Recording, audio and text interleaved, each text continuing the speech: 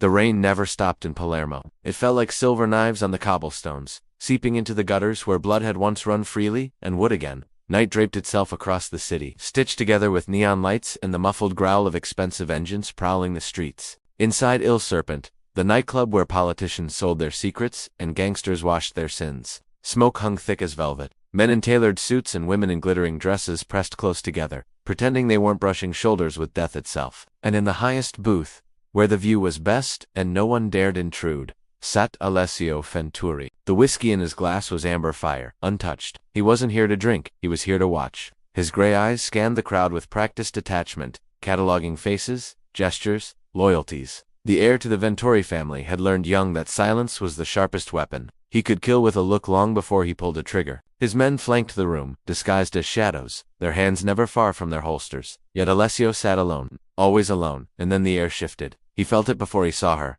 the way every man in the room straightened, the way silence bent to make space for something dangerous. Isabella Russo. She cut through the crowd like a blade through silk. Black silk clung to her body as if it had been poured onto her skin, a slit up the side revealing the dagger strapped to her thigh. Raven hair spilled in waves down her back, framing a face so stunning it made men forget to breathe. Her emerald eyes burned like lit gas cylindering, defiant, untouchable. She didn't come here to dance. She came here to start a fire. Alessio's hand tightened around his glass.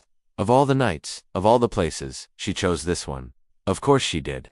Their eyes collided across the room, and the world seemed to still. The thrum of bass faded. The laughter hushed. Even the smoke seemed to pause mid-air. For the first time that night, Alessio felt something sharp and alive pierce through the wall of his composure. Hatred, and beneath it something far more dangerous. She walked straight toward him, heels clicking against marble in a rhythm that belonged to queens and executioners.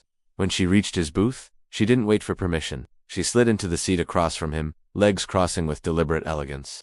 The slit of her dress teasing the steel hidden beneath. Wrong territory, Venturi, she said, her voice low and venomous, yet soft enough to coil around his spine like smoke. Alessio smirked, leaning back, stretching his arm across the booth with calculated arrogance. Funny, I thought this place was neutral ground. Or are the Russos so insecure they guard their toys? Her lips curved, not into a smile, but into something sharper. You think being your father's shadow makes you untouchable. This city doesn't belong to you. It never will.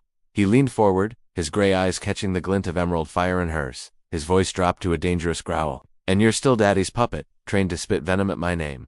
Tell me, Bella, do you always confuse loyalty with chains? The words landed like a slap. For the briefest flicker of a second, he saw something in her gaze, a flash of vulnerability she fought to bury. Then it was gone, replaced with fury hot enough to scorch.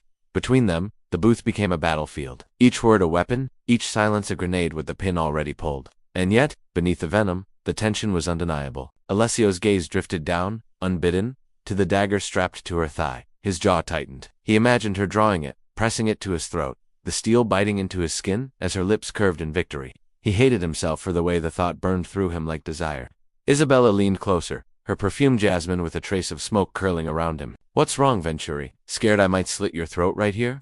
If you wanted me dead, he murmured, his smirk a shadow of sin, you wouldn't be sitting this close. The distance between them evaporated. Inches, a breath, the heat of her body clashing against his restraint. For a moment, the hatred between them was indistinguishable from hunger. And then the world broke. The first gunshot shattered the tension.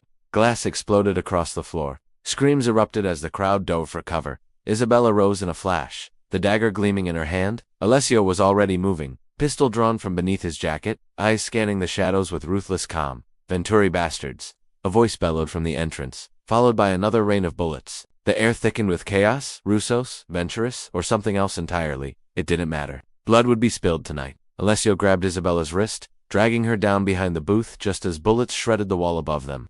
Stay down, he snapped, his voice low and sharp, unless you want a bullet in that perfect head. Her eyes flared, emeralds set aflame. She yanked her hand free, her breath uneven. Don't you dare touch me again. But her pulse betrayed her rapid, unsteady. Not just from the danger around them, from him, from the heat of his hand on her skin, the closeness that made hatred blur into something hotter. Gunfire roared, men screamed. The club was an inferno of chaos, yet crouched together, shoulders nearly brushing. Breaths colliding in the narrow space between them, Isabella and Alessio felt the weight of another war, the one igniting inside them. Enemies, rivals, poison wrapped in silk, and temptation that tasted like sin.